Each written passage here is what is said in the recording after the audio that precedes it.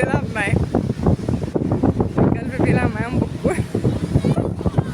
شايفين اهو بيحاول يجيبها لهم.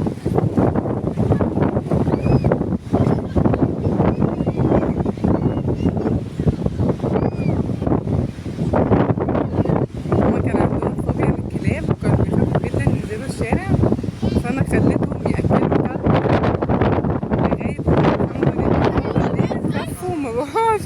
شفتوا هو بيلعب. بقى صاحبهم بقى، ومش بيخافوا من الكلاب خالص دلوقتي الحمد لله.